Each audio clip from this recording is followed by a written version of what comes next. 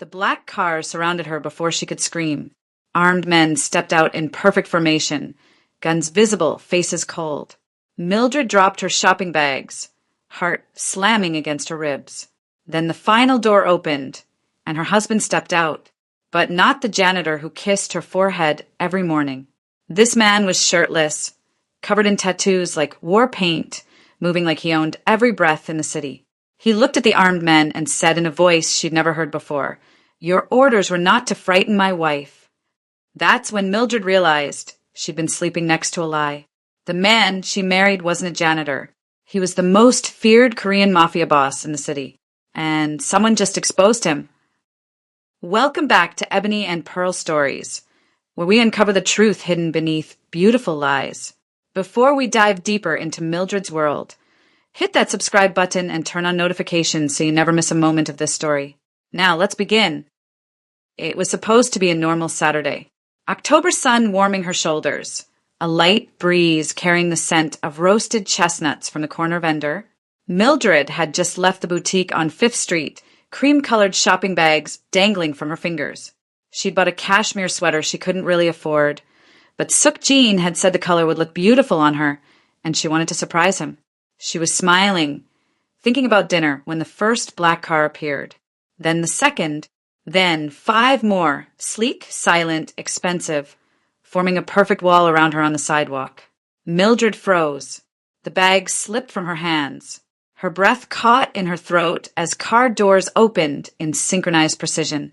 Men stepped out, identical in their black suits, cold eyes hidden behind dark sunglasses, earpieces glinting in the afternoon light. They didn't speak. They didn't need to. Their presence alone was a threat. What? Mildred's voice cracked. What's happening? No one answered. The men simply stood there, creating a human barrier between her and the rest of the world. Then the final car door opened, and Mildred's heart stopped. Gwon Suk-jin stepped out like a king returning to his throne. But this wasn't her husband. This wasn't the man who made dad jokes over breakfast or fell asleep watching cooking shows on their worn-out couch. This man was shirtless, his suit jacket slung carelessly over one shoulder. His dark hair was slicked back with precision, and his body, his entire torso, arms, shoulders, was covered in tattoos. Elaborate dragons coiled around his ribs. Geometric patterns wrapped his biceps like ancient armor. Korean symbols she couldn't read blazed across his chest. He moved toward her with lethal calm, every step deliberate, every muscle coiled with controlled power. His eyes, those soft brown eyes that had gazed at her with such gentleness, were different now. Darker, colder. The eyes of a man who commanded fear, not love. The armed men parted for him without a word. When he reached her, he stopped inches away, close enough that she could smell his cologne, the same one he wore every day, the one she'd buried her face in 1,000 times. But everything else about him was foreign. He turned to his men and spoke in rapid Korean, his voice sharp with authority. "Your orders were not to frighten my wife." My wife. The word sounded like a warning, not affection. One of the guards bowed slightly. "Apologies, sir. We needed to secure the perimeter." Mildred couldn't breathe. Her mind scrambled to make sense of the scene. The cars, the guards, the tattoos, the command in his voice that made grown men obey without question. "Jean!" Her voice was barely a whisper. "What is this? Who are these people?" He looked at her then, and something flickered across his face. Regret, maybe, or pain, but it vanished too quickly to name. "Mildred!" "No." She stepped back, her legs trembling. "Don't Mildred me. Tell me what's happening. Right now." For 2 years, she'd known him as the gentlest man alive. The janitor who swept floors at the community college and came home smelling like industrial cleaner. The husband who fixed their sink when it leaked, who made her ginger tea when she had a cold, who kissed her forehead every single morning before leaving for his night shift. She remembered the way he'd proposed, nervous, fumbling with the ring, his hand shaking as he knelt in their tiny apartment kitchen. She remembered their wedding, small, simple, just the two of them and a courthouse official. She remembered the way he held her on their wedding night, like she was something precious, something he'd been searching for his entire life. That man was gentle, safe, hers. This man standing before her, half naked and tattooed, and surrounded by armed guards, was a stranger. "I need you to listen to me," Sukjin said, his voice quieter now, but no less intense. "I'm not who you think I am." The shopping bag at her feet toppled over, spilling tissue paper onto the concrete. "Then who are you?" The question came out broken. He exhaled slowly, his jaw tightening. When he spoke, the words destroyed her. "I'm the head of the Guan Syndicate." Silence. The world seemed to stop spinning. The Korean Mafia? Mildred's voice rose, disbelief and terror mixing into something unrecognizable. "You're telling me you're a criminal?" "I'm telling you I've lied to you since the day we met." His honesty was brutal. The janitor job, the night shifts, all of it was a cover. "I took that job to hide after someone tried to assassinate me. I needed to disappear, to blend in, to become invisible. And I was part of your disguise." Tears burned in her eyes. "No." He stepped closer and she flinched. The hurt in his eyes was unmistakable. "You were never part of the plan, Mildred. I wasn't supposed to fall in love. I wasn't supposed to stay. But I did." One of his men approached, holding a tablet. He spoke in urgent Korean, showing Sukjin the screen. Whatever was displayed there drained the color from his face. When he looked back at Mildred, the Mafia boss had fully awakened. No trace of her gentle husband remained. "What?" she demanded. "What's happening?" He took her hand, the same hand he'd held 1,000 times, but now his grip was different. Tighter, desperate. "Someone breached your phone," he said quietly. "They've been tracking you. For weeks, Mildred. They know where you work, where you shop, where you sleep. They've been watching you to find me." The ground tilted beneath her feet. "Who?" "My enemies." His voice was steel. "They couldn't find me, so they found you. And now you're in danger because of me." Mildred's mind raced. All those normal days, going to work, grocery shopping, walking through the park, someone had been watching. Hunting. Waiting. "Get in the car, Mildred." It wasn't a request. "I'm done hiding, and you're not safe out here anymore." She looked at the black cars, the armed men, the stranger wearing her husband's face. Then she looked at his hand, still holding hers. And despite everything, the lies, the fear, the betrayal, his touch still felt like home. That terrified her most of all. If you believe Mildred deserves the truth and a chance at real love, not manipulation and lies, smash that subscribe button right now. Only people who support deception and betrayal won't subscribe. Drop a comment telling me what time you're watching this, because I need to know you're standing with Mildred, not the enemies trying to destroy her life. Let's grow this family together. The armored car moved through the city like a shadow, tinted windows blocking out the world Mildred thought she knew. She sat pressed against the leather seat, as far from Sukjin as the confined space allowed. He'd put on his shirt now, covering the tattoos, but she could still see them in her mind, dragons and symbols that told stories of violence she'd been too blind to read. "Where are we going?" Her voice sounded hollow. "Somewhere safe." He didn't look at her, his attention fixed on his phone as messages flooded in. Korean characters scrolled across the screen too fast for her to follow, but she caught words she recognized. Threat. Location. Secure. 20 minutes later, they pulled into an underground garage beneath a building she didn't recognize. More guards waited, weapons visible now that they were away from public view. Sukjin helped her out of the car, always gentle with her even now, and led her through steel doors that required fingerprint and retinal scans. The safe house was nothing like their small apartment. Floor-to-ceiling windows overlooked the city, bulletproof glass reflecting the afternoon sun. Everything was high-tech, security monitors on every wall, motion sensors blinking red in corners, communication equipment that looked military-grade. Guards stationed at every entrance. Mildred stood in the center of the living room, feeling like she'd stepped into someone else's life. "Make yourself comfortable," Sukjin said, though his tone suggested comfort was no longer possible. "You'll be staying here until we neutralize the threat." Neutralize. She repeated the word like it was foreign. "You mean kill people?" His silence was answer enough. Mildred sank onto the couch, her mind racing backward through 2 years of marriage. Moments she dismissed as quirks suddenly took on sinister meaning. The way he'd caught a falling pan in midair with reflexes too fast for a janitor. The scars across his back she'd noticed once in the shower. He'd claimed a childhood accident, but now she saw them for what they were. Knife wounds. Bullet grazes. She remembered how he always scanned rooms before entering, positioning himself between her and the door. How he disappeared for hours on night janitor shifts and came home exhausted in a way that seemed deeper than mopping floors. The tattoos she'd glimpsed when he changed shirts, elaborate, expensive, meaningful, that he always covered quickly while muttering about old mistakes. "You were never a janitor, were you?" she whispered. Suk-jin stood by the window, his back to her. "I was. For 2 years, I swept floors and fixed pipes and pretended to be invisible. Because that's what I needed to be. And me? Was I just part of your cover?" He turned then, and the pain in his eyes looked genuine. "No. God, no, Mildred. You were the one thing I never planned for." "Then explain." Her voice cracked. "Make me understand how you could marry me, sleep beside me every night, and lie about everything."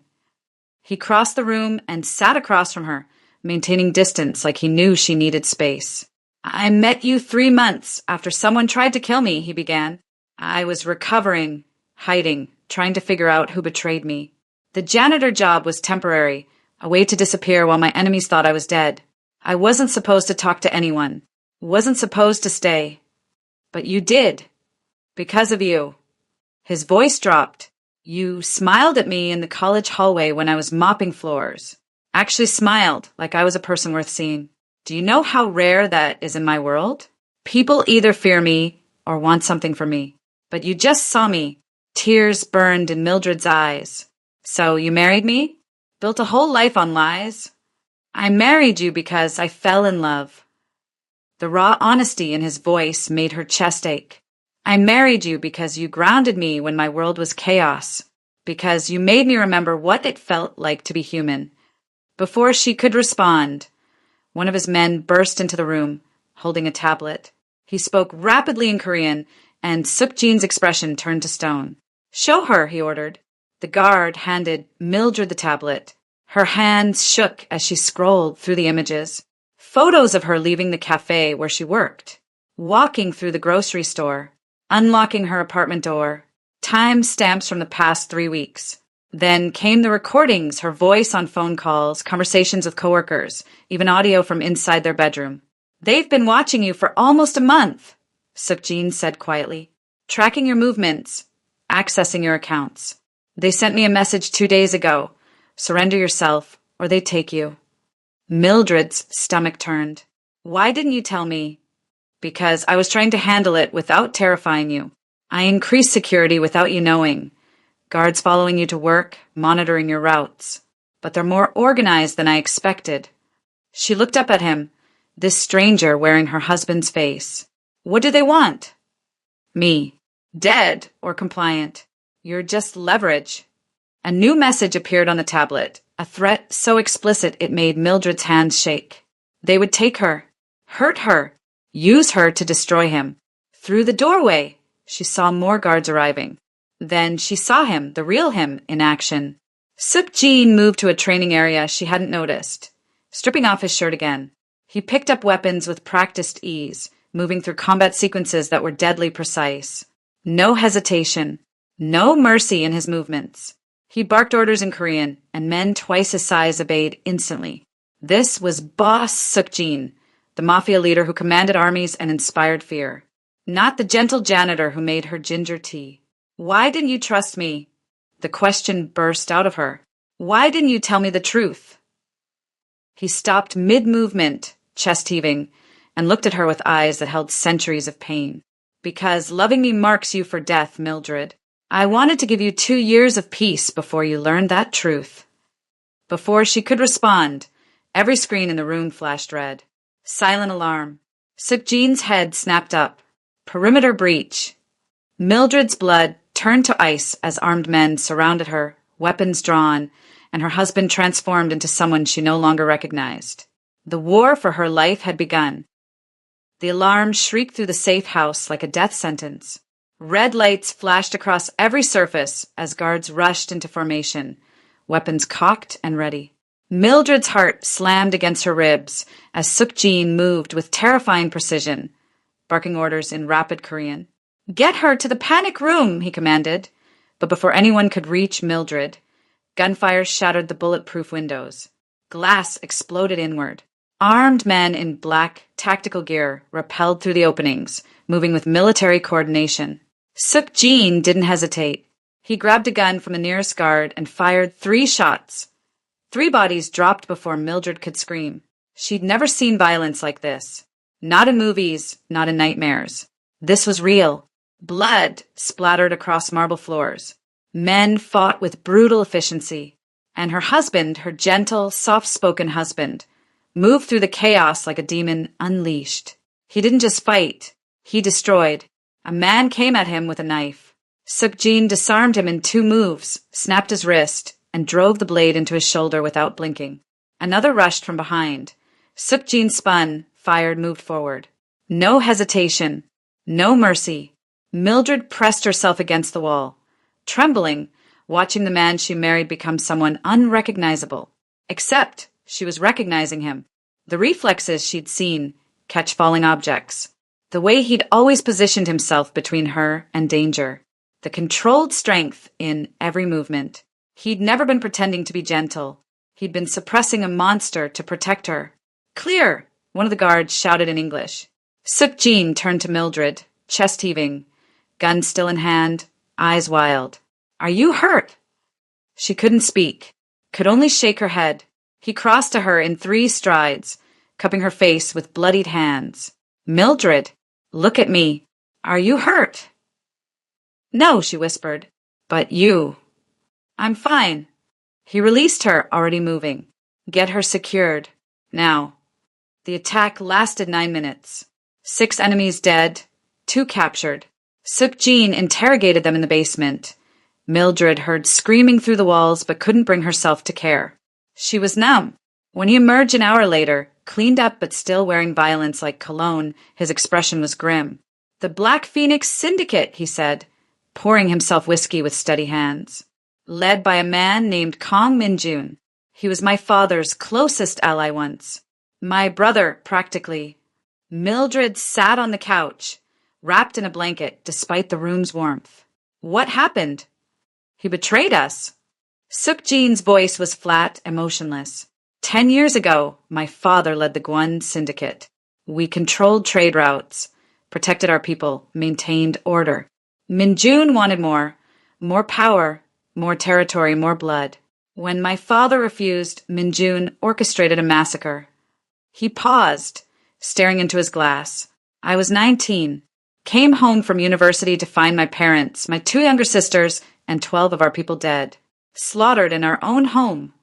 Mildred's breath caught. "Jean, I survived because I was late. Came home to corpses and found Min-jun still there, waiting to finish me." His jaw tightened.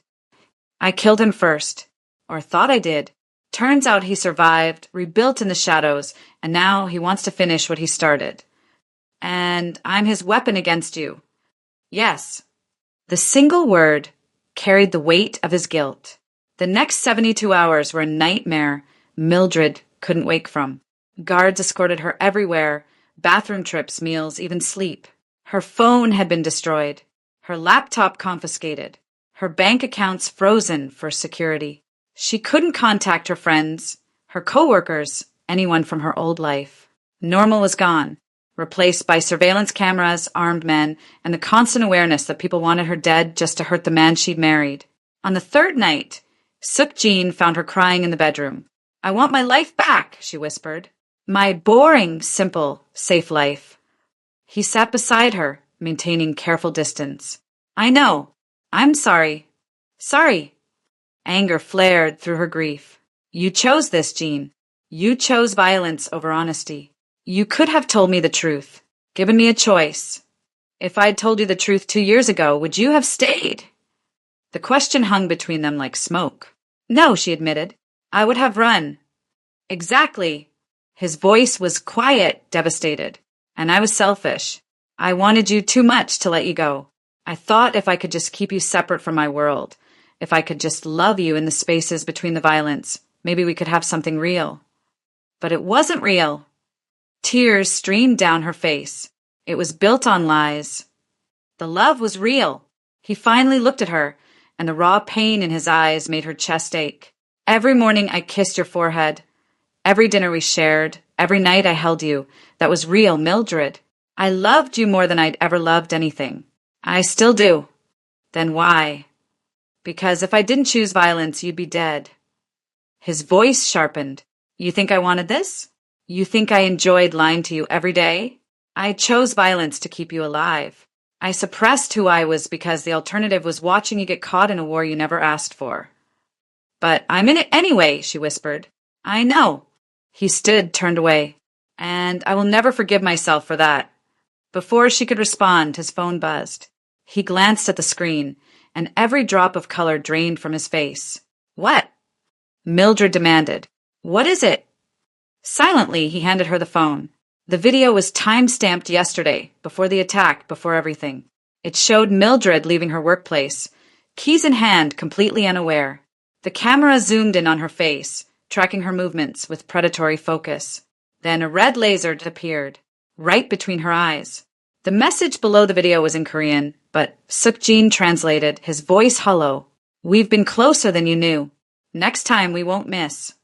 Mildred's hands shook so violently she nearly dropped the phone. They'd been that close. One trigger pull away from ending her life while she worried about rent and what to make for dinner. She looked up at Suk-jin, and for the first time, she understood the weight he'd been carrying alone. What do we do now? She whispered. His expression hardened into something terrifying and determined. Now, we go to war. If you believe Mildred deserves protection and justice, not to be used as a pawn by evil men like Kong Min-jun, smash that subscribe button. Comment, she deserves better if you stand against manipulators who destroy innocent lives. Only people who support violence against women won't engage. Let me know you're with us. The fire alarm screamed through the safe house at 3 a.m. Mildred jolted awake, disoriented, as guards rushed into her room shouting instructions in Korean and broken English. Emergency protocol. Controlled drill. Everyone to the stairwell. She didn't question it. After 3 days of constant threat, her survival instincts had been rewired to obey without thought. The stairwell was chaos. Guards moving in formation. Smoke machines creating realistic haze. Emergency lights flashing red. Mildred lost sight of Suk-jin in the confusion. Someone grabbed her arm, steering her downward. She assumed it was protection. She was wrong. The needle pierced her neck before she could scream. The world tilted, blurred, went black. Suk-jin realized what happened 6 minutes too late. Where is she? His voice cut through the dispersing smoke like a blade. Where is my wife? The head of security pulled up footage, or tried to. The cameras had been disabled during a 40-second window. Perfectly timed. Perfectly executed. Inside her, one of the guards whispered. Someone on our team. Suk-jin's fist connected with the wall, shattering drywall. He roared something in Korean that made grown men flinch, then overturned a steel table with his bare hands. Furniture exploded. Glass shattered. Violence erupted from him like a dam breaking. Then, suddenly, he went still. Deadly calm. He ripped off his shirt, exposing the tattoos that marked him as what he truly was, a king of violence, a leader of wolves. War mode activated. Find the traitor, he said quietly, his voice more terrifying than his rage. Bring him to me alive. I want to know everything before I kill him. His second-in-command stepped forward. Sir, they'll contact us with demands. I don't care about their demands. Suk-jin's eyes were black ice. I'll burn this entire city before they lay another finger on her. Do you understand me? Yes, sir. Then move. Mildred woke with her head pounding and her wrists bound to a metal chair. The room was concrete, a warehouse, maybe abandoned and cold. Blood crusted her lip where she'd been hit. Her shoulders screamed from the position her arms had been wrenched into. Footsteps echoed across the floor. A man emerged from the shadows, mid-40s, expensive suit, cruel smile. He crouched in front of her, tilting her chin up with false gentleness. Mildred Clark, he said in accented English, the woman who tamed Gwon Suk-jin. I've been very curious about you. Who are you? Her voice came out hoarse. Kong Min-jun. Your husband's oldest enemy. His smile widened. Though husband might be generous. Did he tell you he abandoned you? That he chose his empire over your safety? You're lying. Am I? He pulled out a tablet, showing her photos. Suk-jin with a beautiful Korean woman, laughing, touching her arm, looking intimate. Taken 2 days ago. While you were locked away, he was entertaining. Old habits. Mildred's heart clenched, but her mind stayed clear. The photos looked real, but felt wrong. The lighting was off. Suk-jin's body language was stiff. Photoshopped, she said flatly. You'll have to try harder. Min-jun's smile faltered. You're naive. He's a criminal, Mildred. A killer. You think love matters to men like us. I think it matters to him. She met his eyes without flinching. And I think you're terrified of what he'll do when he finds me. For a moment, genuine fear flickered across Min-jun's face. Then he backhanded her.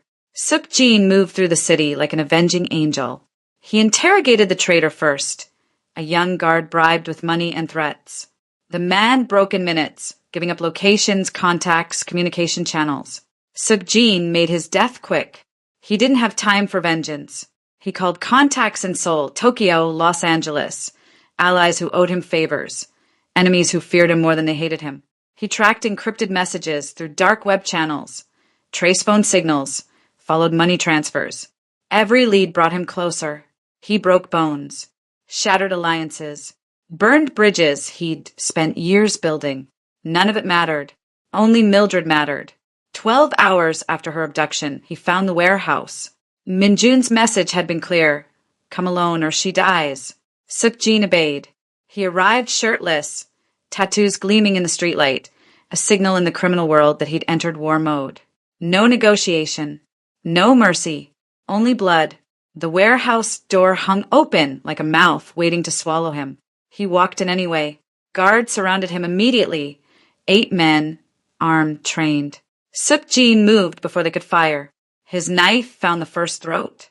His gun took the second. His hands broke the third's neck. He fought like a demon, precise and brutal, until bodies littered the concrete and blood painted the walls. Then he saw her, Mildred, tied to a chair, bruised and bleeding but alive. Her eyes found his across the carnage, and something broke in his chest. Jean, she whispered.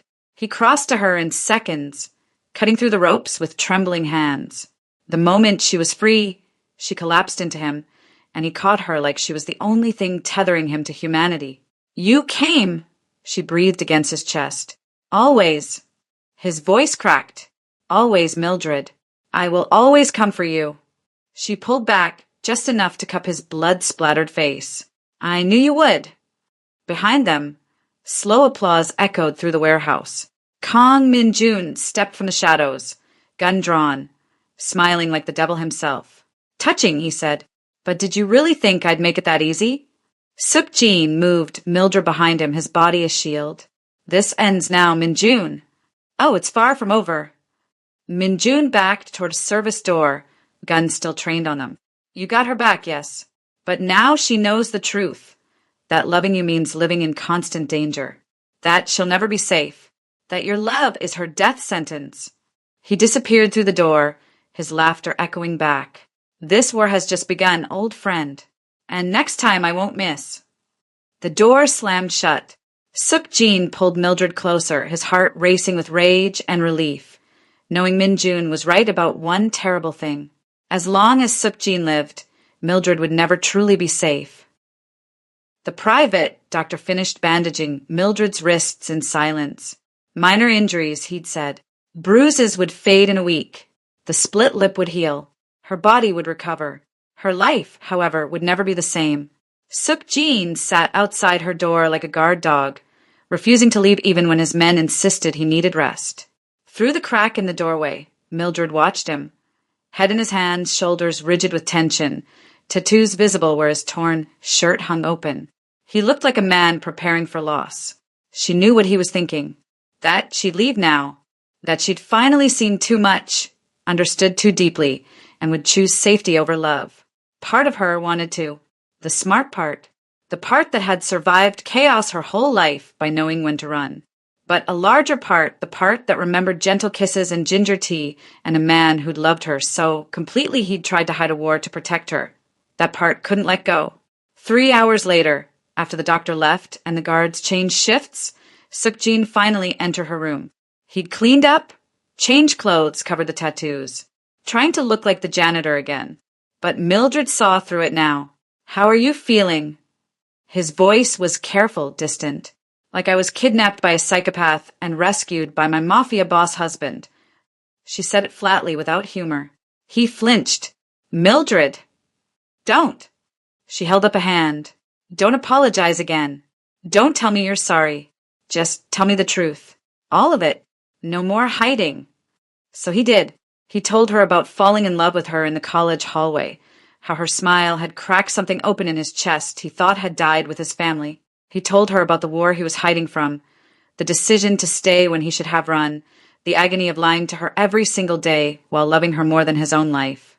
"I tried to keep you separate," he said, his voice breaking. "I thought if I could just love you in the quiet moments, if I could give you 2 years of peace before reality destroyed us, maybe it would be enough. Maybe you'd have enough good memories to forgive me when the truth came out.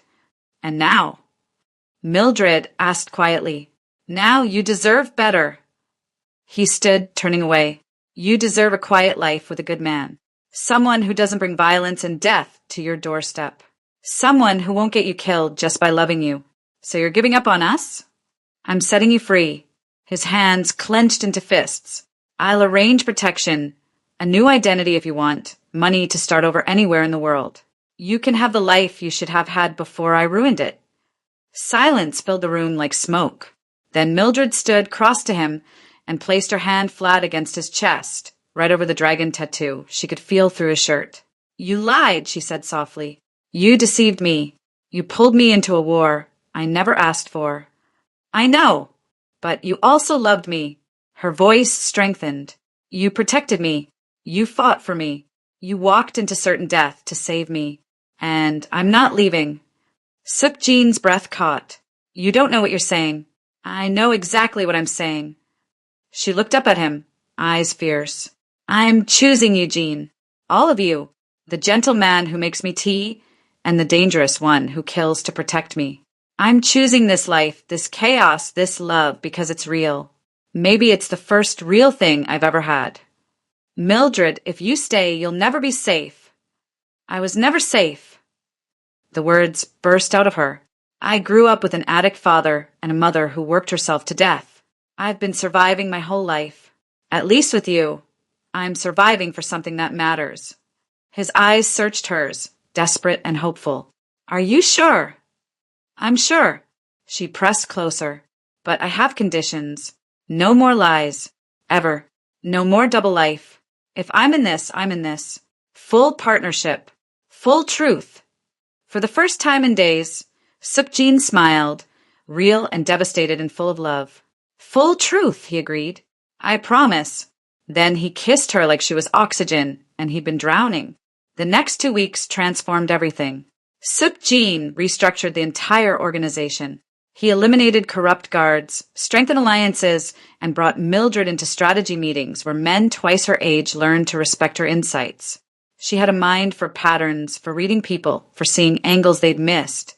She also started training self-defense, weapons handling, tactical awareness. If she was going to survive in this world, she'd do it on her own terms. Again, her trainer barked as she executed a disarming technique. Mildred moved faster this time, more confident. Sukjin watched from the corner, pride evident in his expression. She was becoming something new. Not a victim, not a pawn, a partner, an equal. 1 month after her kidnapping, they stood together on the penthouse rooftop overlooking the city. Sukjin had stripped down to just pants, his tattoos gleaming in the lights of the skyline. Mildred wore simple jeans and his shirt, feeling more at home than she ever had in their old apartment. "Kang Minjun is still out there," Sukjin said quietly. "This isn't over." "I know." Mildred leaned into him as his arm wrapped around her waist. "But we'll face him together." "Together," he echoed, the words sounding like a prayer. She looked up at the man she'd married, dangerous and devoted, violent and gentle, hers in ways she was still discovering. "I didn't marry a janitor," she whispered. Sip Jean pulled her closer, pressing a kiss to her temple. "No, you married me." The city sprawled beneath them, full of threats and possibilities.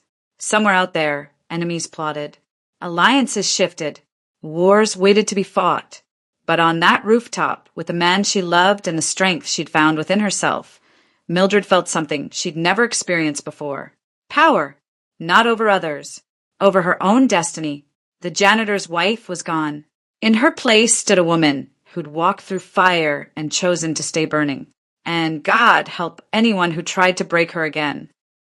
If you believe love is worth fighting for, even when it's messy, dangerous, and imperfect, hit that subscribe button and join the Ebony and Pearl Stories family. Comment, "I choose love over fear," if you stand with Mildred's courage. Share this story with someone who needs to hear that sometimes the most dangerous choice is also the most powerful one. Thank you for being here, beautiful souls. Until the next story, remember, you are stronger than you know.